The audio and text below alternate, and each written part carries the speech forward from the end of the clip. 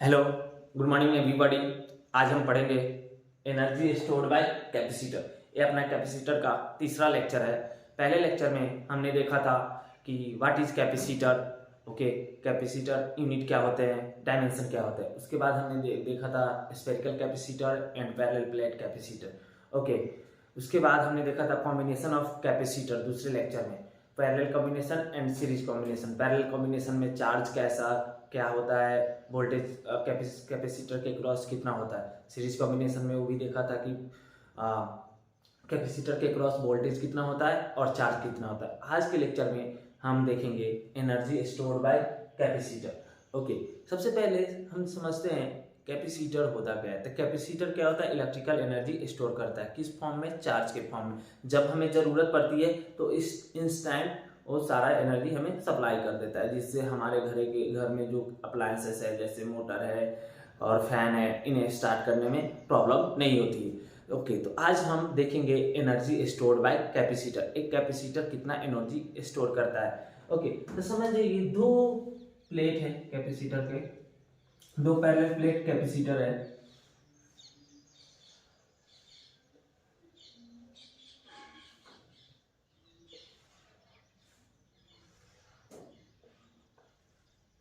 External battery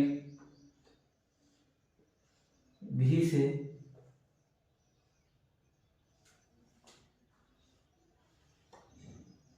connected है।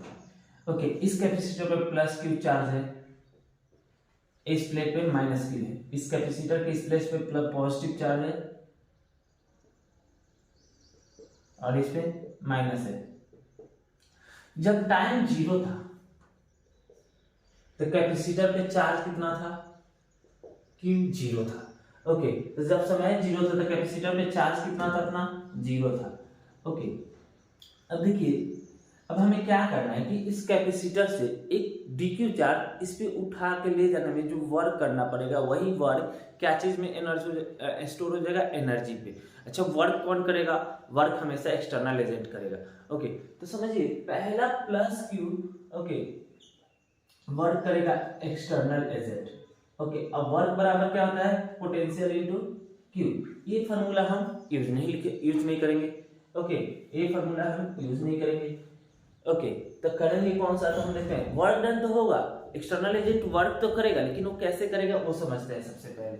Okay, सबसे पहले यहाँ पे प्लस क्यू, यहाँ पे पोटेंशियल अक्रॉस हुए प्लस होता है, माइनस पॉजिटिव टर्मिनल होता है और निगेटिव टर्मिनल होते हैं। ओके, यहाँ से एक बात समझने होगा, जैसे ही पहला चार्ज डालेंगे, फर्स्ट चार्ज डालेंगे तो फर्स्ट प्लस क्यू, अगर इस पे से हम इस पे क्यू डी क्यू चार्ज डाल रहे हैं। ओके, तो पहला चार्ज डालने पे स्टोर करने के लिए कोई वर्क डन नहीं करना पड़ेगा, क्योंकि यहाँ पे कोई चार्ज है ही नहीं। ओके, इनिशियली कोई चार्ज प्रेजेंट ही नहीं है, तो पहला वर्क डन कितना होगा, जीरो होगा। Work done by external agent,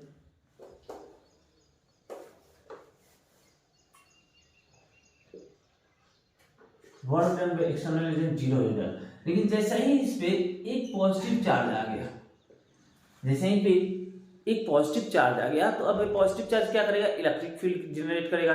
electric field generate करेगा तो दूसरा चार्ज लाने के लिए हमें वर्क डन करना पड़ेगा। दूसरा चार्ज लाने के लिए हमें क्या करना पड़ेगा, वर्क डन लाना पड़ेगा। तो प्लस का मैं वी डी क्यू लिख दूं, फिर नेक्स्ट चार्ज लाने के लिए भी हमें वर्क करना पड़ेगा, तो वहां पे भी वी डी क्यू करना पड़ेगा। ओके, ऐसे करते करते जितने भी चार्ज है सबको वर्क करना पड़ेगा।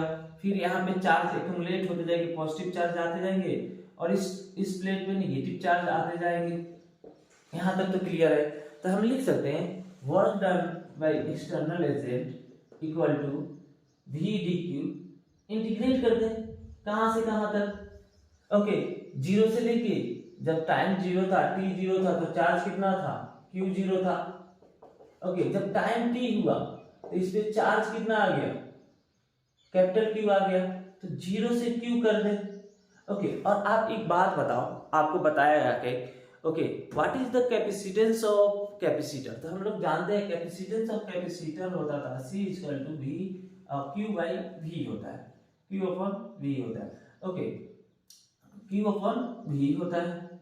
ओके, तो V बराबर क्या होगा, क्यू अपॉन सी होगा।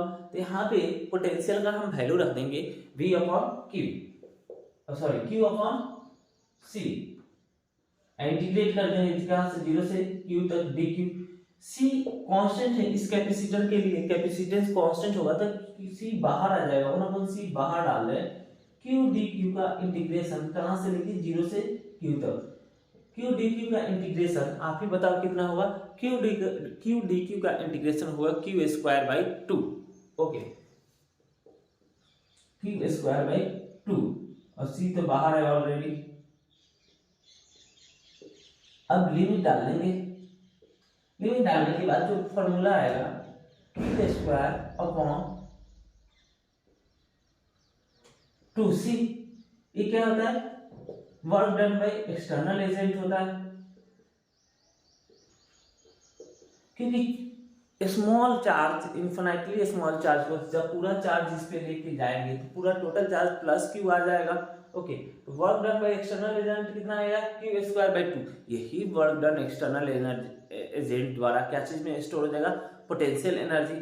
ओके, पोटेंशियल एनर्जी या एनर्जी स्टोर्ड बाय कैपेसिटर। तो हम लोग लिख सकते हैं पोटेंशियल एनर्जी, हम जानते हैं पोटेंशियल एनर्जी बराबर क्या होता है, U बराबर, पोटेंशियल एनर्जी को U लिखते हैं, U बराबर क्या आ जाएगा, Q स्क्वायर बाई 2c।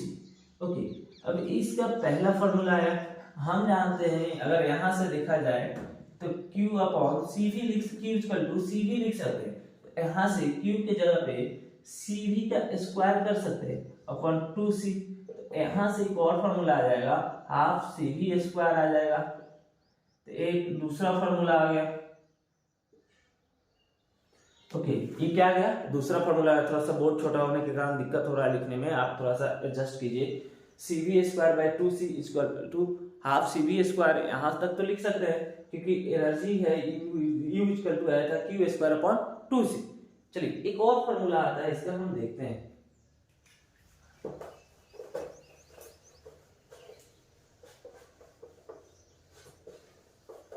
तीसरा फॉर्मूला आएगा, आप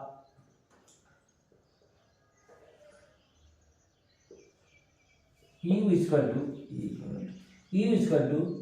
Q square upon 2c। Originally आया था, C के जगह पे हम Q बाई V लिख सकते हैं। C के जगह पे क्या लिख सकते हैं, Q बाई, तो Q square upon 2 Q upon V ऊपर जाके मल्टीप्लाई हो जाएगा, Q कैंसिल हो जाएगा, यानी कि QV बाई 2 आ जाएगा। U इक्वल टू कितना आएगा, QV बाई 2 आ जाएगा। ओके, तो यहां से हमें पोटेंशियल एनर्जी स्टोर या एनर्जी स्टोर बाय कैपेसिटर का 3 फार्मूला है। पहला Q स्क्वायर बाय 2c, दूसरा हाफ CV स्क्वायर, तीसरा हाफ QV। आप तीनों फार्मूला याद करके रखिएगा, रिमेम्बर ही कर लीजिए। एक बार लेक्चर को फिर से हम समराइज करते हैं। हम जानते हैं कि एनर्जी स्टोर्ड बाय कैपेसिटर क्या होगा। ओके, वही work done by external agent. जो चार्ज, अगर बैटरी है तो बैटरी क्या करता है, चार्ज प्रोवाइड करता है। कैपेसिटर को हम लोग बैटरी के हेल्प से चार्ज कर सकते हैं। ओके, तो पहला चार्ज dq ले जाने में कैपेसिटर के द्वारा कोई वर्क डन नहीं करना पड़ा। क्यों नहीं करना पड़ा, क्योंकि वहां पे और पहले से कोई चार्ज प्रेजेंट नहीं है। अगर दूसरा चार्ज ले जाने पे हमें एक्सटर्नल एजेंट द्वारा वर्क करना पड़ेगा। क्यों, क्योंकि पहले से पहला चार्ज ले गए तो इलेक्ट्रिक फील्ड जनरेट करेगा, उस इलेक्ट्रिक फील्ड के अगेंस्ट ले जाने में हमें दूसरा चार्ज ले जाने में वर्क करना पड़ा। ऐसे ही करते करते छोटा छोटा सारे चार्ज को हम ले गए, ले जाने के बाद इस पे टोटल चार्ज आ गया प्लस क्यू, और इस प्लेट पे कितना आ जाएगा, माइनस क्यू आ जाएगा। ओके, तो वो छोटा छोटा जो चार्ज ले गया तो छोटे छोटे वर्क किया, और छोटा छोटा वर्क करके एक कैपिटल होल वर्क दे दिया। वर्क डन जो हुआ, वर्क डन हुआ किस फॉर्म में स्टोर हुआ, इलेक्ट्रोस्टैटिक कैपेसिटर की एनर्जी के फॉर्म में स्टोर हुआ। अगर आपको ये वीडियो अच्छा लगा तो अपने दोस्तों के साथ शेयर और देखिए, और थैंक्स फॉर वाचिंग।